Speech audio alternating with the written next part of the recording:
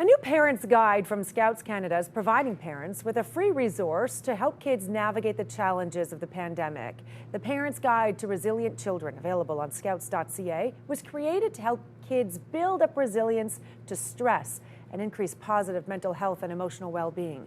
Joining us now with her 5 tips to help parents and kids manage stress, resilience expert, Dr. Robyne Hanley-Dafoe. Good morning. Thanks for joining us. Good morning. So is this a guide that is needed at this time, do you think, for specifically what we're dealing with because of the pandemic? I really do. I think children are experiencing a lot of different stressors. I think there's a lot of sense of unrest, and anything that we can do to help support children feel a sense of security and trust, it's going to make a big difference on how they show up in the rest of their lives. Let's run through your 5 tips, because parents are watching and a lot of parents could probably use this support right now for their kids. First, you say support versus takeover. What does that mean? So this is the idea that our children really need supporters, not rescuers. So we have to give our children the chance to, know that they can do hard things, that we trust them to be able to figure it out. With good support, we can provide them the tools, but we don't want to pull them out of situations where all of a sudden they're going to get into avoidance behavior, where they're not going to take those really good necessary risks that we need for growth. Yeah, because if we're jumping in to save the day, how does that backfire and hurt them?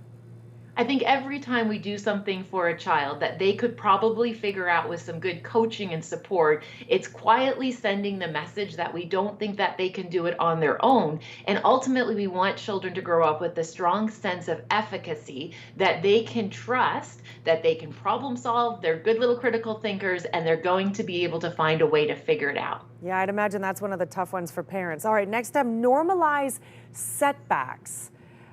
So I think there's a tendency where we always kind of want to have everything falling into place, and we kind of think of these models of perfection, but we really want to help children understand that failure is part of discovery. It's part of learning. Nobody starts out as a master. We have to be not good at something at the beginning. All of us are rookies, and then we start to learn, and we want to be reinforcing process and effort as opposed to reinforcing only outcome.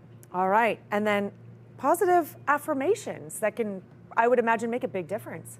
It really does. What a child tells themselves, it becomes essentially how they see the world and how they walk in the world. So one of the ways we practice this in my work is encouraging children to label these positive affirmations. So there's 4 of them that I think are game changers.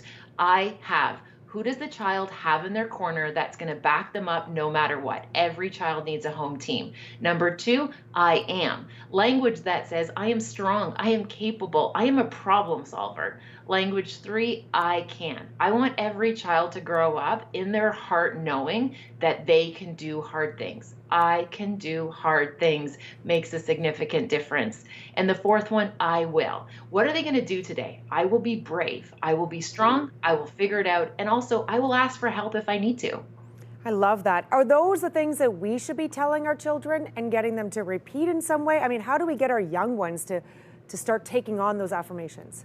I think there's lots of ways that we can do it. First, I think it's a great activity to do together as a family system. You can write yours as the parent and the supporter. The child we can help them write theirs.